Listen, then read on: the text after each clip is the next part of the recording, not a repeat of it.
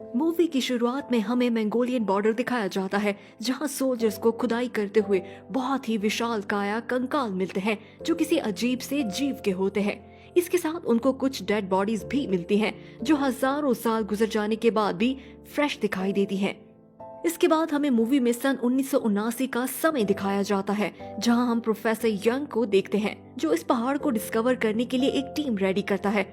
फिर हमें एक यंग सोल्जर हुबाई दिखाया जाता है, जो यहाँ काफी समझ से काम कर रहा होता है। उसके साथ और भी सोल्जर्स यहाँ काम करते हैं, और यहाँ काम करना इतना मुश्किल होता है कि थकावट के कारण कई बार सोल्जर्स बेहोश हो जाते हैं।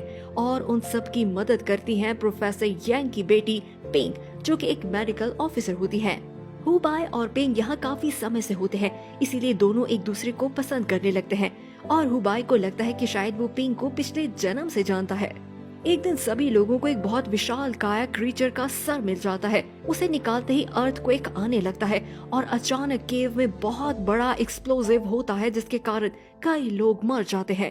फिर हम कमांडर हेनजो यांग को देखते हैं, जो अपनी टीम के लोगों के साथ आगे बढ़ता है, क्योंकि उन्हें खतरा महसूस होता है और वो हमले के लिए तैयार होते हैं। तभी उसे पता चलता है कि सर्वाइवर्स में से सिर्फ प्रोफेसर यांग और कुछ लोग हैं जो बच पाए हैं, और एक्सप्लोसिव के द्वारा केव में एक रास्ता बन जाता है। कमांडर यांग प्रोफेसर के साथ सोल्जर की एक टीम बनाना चाहता है, लेकिन कोई भी सोल्जर इस डिस्कवरी में भाग नहीं लेता, क्योंकि यहाँ जान का खतरा होता है।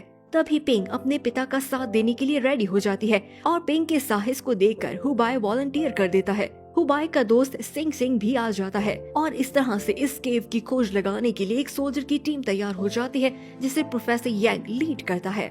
सभी लोग मिशन पर निकल जाते हैं, और डिमोलिश हुई कैब और सोल्जर्स की डेड बॉडी से होते हुए वो एक खाई तक पहुंच जाते हैं। सभी लोग एक एक करके इस खाई से नीचे उतरते हैं। नीचे उतरते ही उन्हें बर्फ की सरफेस दिखाई देती है, और अंडरग्राउंड टनल्स मिलते हैं, जिनसे होते हुए वो ऐसी जगह पर आ जाते हैं जहाँ पर उन्हें और भी बहुत सारे जीवों के फॉसिल्स और हड्डियाँ मिलती हैं। ये टनल उन्हें एक रहस्यमय जगह पर ले आता है, जहाँ उन्हें दूर से एक पहाड़ दिखाई देता है। प्रोफेसर हुबाई को बताता है कि पुराने जमाने की कहावतों के अनुसार यहाँ पर कुछ लोग बसा करते थे, जो बहुत ही शक्तिशाली थे, और शायद ये वही जगह है, और जो कुछ कहानियों में सुन रखा है वो सच है। तभी एक सोल्जर उन्हें बताता है कि उन्हें बहुत बड़े कदमों के निशान मिले हैं, जो दिखने में डायनासोर के निशान जैसे लगते हैं। सभी लोग इन कदमों के निशानों का पीछा करते हुए आगे बढ़ते हैं, लेकिन ये नहीं जानते कि आगे एक बहुत बड़ा डायनो उनका इंतजार कर रहा है। रास्ते में उन्हें अजीब तरह के बर्ड्स दिखाई देते हैं, लेकिन जब सभी लोग उन्हें पास से देखते हैं तो पता चलता है कि ये सब बहुत ही अजीब से नन्ही चमगादड़ होते हैं। तभी एक सोल्जर अचानक से इस चमगादड़ को अपनी मुट्ठी में दबोच लेता है, पर जैसे ही वो अपनी मुट्ठी खोलता है तो दिखता है कि उसके हाथ पर नीले रंग की आग लग रही है, और देखते ही देखते वो सोल्जर इस नीली आग से जलकर राख हो जाता है। और इसी तरह ये चमगादड़ दो और सोल्जर की जान ले लेते हैं। ये सब होता हुआ देख सभी सोल्जर इन बैट पर गोलियां बरसाने लगते हैं, और दूर से एक बहुत बड़ा क्रीचर उनकी गोलियों की आवाज सुन लेता है, और आवाज का पीछा करते हुए उनकी ओर बढ़ने लगता है। इस क्रीचर के मूव होने से एवालांच आ जाता है, जिसमें फंसकर कई सोल्जर्स अपनी जान से हाथ धो बैठते हैं, और यहाँ से भागते हुए ऐसी जगह पर आ जाते हैं जहाँ उनके पास जंप करने के सिवा और कोई चारा नहीं होता। ग्रुप के सभी लोग रस्सियों की मदद से इस खाई में कूद जाते हैं, और तभी अचानक हुबाई और पिंग एक बर्फीली चट्टान के कारण हवा में लटक जाते हैं, और उनकी रस्सी टूट जाती है, जिससे वो गहरी अंधेरी खाई में गिरते हुए दिखाई देते हैं। अगले सीन में हमें दिखाया जाता है कि पिंग और हुबाई जिंदा बच जाते हैं। हुबाई इस बात को लेकर हैरान दिखाई देता है कि आखिर वो जिंदा कैसे बच गए। ग्रुप में सिर्फ 4 लोग बच जाते हैं, जिनमें हुबाई, पिंग, प्रोफेसर और शिंग शिंग होते हैं। इसके बाद चारों बचा कुचा सामान इकट्ठा करते हैं और यहाँ से निकलने की कोशिश करते हैं। कुछ समय बाद वो एक बहुत बड़ी गुफा में आ जाते हैं, जिसके सेंटर में उन्हें एक विशाल टावर दिखाई देता है। प्रोफेसर इस टावर को पहचान लेता है और बताता है कि ये कंदलिन का रहस्यमय पैलेस है, और इस जगह के बारे में ये बात फेमस है कि इसके 9 लेवल्स हैं, जिनमें शैतान को कैद कर रखा है, और इस टावर में सभी डीमंस की एक रानी भी कैद है, जो धरती पर राज करना चाहती है। प्रोफेसर अपने घुटनों के बल बैठ जाता है और इस मंदिर की कैंडल को जला देता है, जिससे आग निकलती हुई टावर को लपेट में लेती है, और बहुत सारे अजीब से चमगादड़ इसका घेराव कर लेते हैं। प्रोफेसर पिंग और हुबाई दोनों को टावर के अंदर भेज देता है, जहां उन्हें एक अजीब सी रोशनी नीचे आती हुई दिखाई देती है, और देखते ही देखते पूरी केव बहुत सारे क्रीचर से भरने लगती है। शिंग शिंग इस कैंडल को बुझा देता है क्योंकि उसे लगता है कि शायद हमने नर्क का दरवाजा खोल दिया है। पर शिंग शिंग के ऐसा करते ही टावर नष्ट होने लगता है और वो चमगादड़ इन पर हमला करने लगते हैं। बाकी सभी लोगों की जान बचाने के लिए शिंग शिंग खुद की कुर्बानी देता है और चमगादड़ के हमले का शिकार हो जाता है ताकि उनका ध्यान बटाया जा सके और बाकी लोगों को बाहर निकलने का मौका मिल जाए। टीम के बचे हुए लोग इस केव से बाहर निकलने की कोशिश करते हैं। इसके बाद तीनों लोग एक एग्जिट पर आ जाते हैं जहां इन्हें एक वाटरफॉल दिखाई देता है।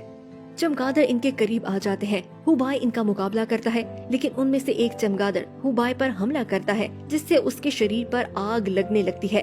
पिंग ये देखते ही हुबाई को पानी में धकेल देती है और तीनों पानी में कूद जाते हैं जिससे आग बुझ जाती है।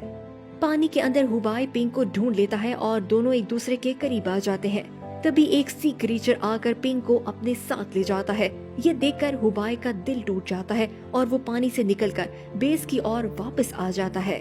कमांडर हुबाई को बताता है कि इस मिशन में सिर्फ वो अकेला ही बच पाया है और सभी सोल्जर्स की डेड बॉडीज मिल गई हैं, सिवाय पिंग और उसके पिता की बॉडी के। अपनी प्रेमिका को खोने के बाद हुबाई किसी को बताए बिना सब कुछ छोड़ छाड़ कर ट्रेन के द्वारा घर वापस आ जाता है। स्टेशन पर उतरते ही हुबाई को नया एम्प्लॉयर मिस्टर विंग मिलता है जो इसे लाइब्रेरी में लाइब्रेरियन की जॉब देता है और इसके बाद हुबाई अपनी जिंदगी शांति से जीने लगता है। कुछ समय बाद हुबाई को एक बार फिर उसका पुराना दोस्त किशान मिल जाता है जो इस बार में एंटरटेनर की जॉब करता है। इसके बाद हमें दिखाया जाता है कि हुबाई को लाइब्रेरी में प्रोफेसर यिंग की लिखी हुई एक बुक मिल जाती है जिसमें उसने सभी टावर्स के बारे में एक्सप्लेन किया होता है। हुबाई को पता चलता है कि प्रोफेसर यंग इन टावर्स के बारे में पहले से ही जानता था और सारी इन्फॉर्मेशन की कड़ियां मिलाने पर हुबाई को पता चलता है कि वो और पिंग मिलकर ही इस पोर्टल को खोल सकते हैं। इसी कारण प्रोफेसर ने उन्हें उस डीमन टावर को एक्टिवेट करने के लिए भेजा था। दूसरी ओर हम देखते हैं कि कमांडर यंग को एक गुफा में एक कॉफिन मिलता है जिसमें से उन्हें एक जीवित महिला मिलती है जो हूबहू पिंग की तरह दिखाई देती है। सोल्जर उसे शिरली का नाम देते हैं और उसे कड़ी सुरक्षा में रखा जाता है क्योंकि इस महिला की बॉडी को बहुत ही खतरनाक शक्तियों ने घेरा होता है जिसके कारण एक रूम में कैद रखा गया होता है। कमांडर की टीम को प्रोफेसर यिंग भी मिल जाता है जिसे वो हेडक्वार्टर तक ले आते हैं। इसके बाद मूवी में 3 साल का समय गुजार दिया जाता है जहां हमें दिखाया जाता है कि चाइना के ऑयल सिटी में एक मॉन्स्टर ने हमला कर दिया है जिसके कारण काफी तबाही मची है। जब ये बात प्रोफेसर को पता चलती है तो वो ये अंदाजा लगाता है कि शायद उस डीमन टावर के कारण स्पेस और टाइम में एक पोर्टल ओपन हो गया है जिसमें से डायनो निकलकर बाहर आ रहे हैं और धरती पर तबाही मचाने लगे हैं। प्रोफेसर आर्मी के हेडक्वार्टर से चोरी छुपे बाहर निकल आता है ताकि इस सिचुएशन के बारे में जानकारी ले सके। दूसरी ओर हुबाई के कंधे पर जो घाव लगा था उसके स्कैन्स कुछ अजीब से आते हैं और एक दिन वो लाइब्रेरी में बैठा काम कर रहा होता है तभी अचानक उसके शोल्डर से नीली आग निकलने लगती है और देखते ही देखते हुबाई में हैरान कर देने वाली शक्ति आ जाती है जिससे वो अपने दोस्त और उसके आसपास पड़े सभी फर्नीचर को हवा में उड़ाने लगता है। थोड़े समय बाद मिस्टर वैंग वहाँ आ जाता है। वो इस सिचुएशन को कंट्रोल कर लेता है और हुबाई को बताता है कि वो इन शक्तियों के बारे में जानता है और बैट के काटने से एक ऐसी पावर उसमें आ गई है जिसका इस्तेमाल करने से उसे नर्क में जाना पड़ सकता है। हुबाई ये सुनकर हैरान हो जाता है कि मिस्टर वैंग को ये सब कैसे पता है। वो मिस्टर वैंग को इसके बारे में पूछने ही लगता है। तभी अचानक मिस्टर वैंग अपनी शक्तियों का इस्तेमाल करते हुए इस लाइब्रेरी को एक टोम्ब में बदल देता है और अपनी पहचान करवाता है कि वो प्रिंस ये है जो इसका पूर्वज है और हजारों सालों से डीमंस को कैद कर रहा है और उसने उन क्रीचर्स को कैद करने के लिए अपनी ही बॉडी को एक मकबरे में बंद कर दिया था और उनमें से कई डीमंस ने इंसानों का रूप ले रखा है और इस बार वो तुम्हारे पीछे हैं क्योंकि तुम ही वो व्यक्ति हो जो इस टावर को ओपन कर सकता है। दूसरी ओर शर्ली की मेमोरी वापस आने लगती है और वो हुबाई से मिलने की रिक्वेस्ट करती है। कमांडर हुबाई उससे मिलने लाइब्रेरी में आ जाता है और उसे मिलिट्री ज्वाइन करने को कहता है जिस पर वो इनकार कर देता है। पर जैसे ही हुबाई को पता चलता है कि पिंग अभी जिंदा है तो वो हेडक्वार्टर पर आने के लिए मान जाता है। इसके बाद कमांडर यंग हुबाई और केशान को नॉर्दर्न चाइना ले आता है जहां हुबाई प्रोफेसर को ढूंढने के लिए बनाई हुई नई टीम से मिलता है जिसमें एक यंग लड़की वीवी, कुछ सोल्जर्स और शेली उसकी सहायता करते हैं। शेरली को देखते ही हुबाई उसे पिंग के नाम से बुलाता है लेकिन शेरली उसे बताती है कि वो पिंग नहीं है। इसके बाद सभी लोग सामान लेकर रेगिस्तान का सफर शुरू करते हैं और ऊँटों पर बैठकर अपनी मंजिल की ओर बढ़ने लगते हैं।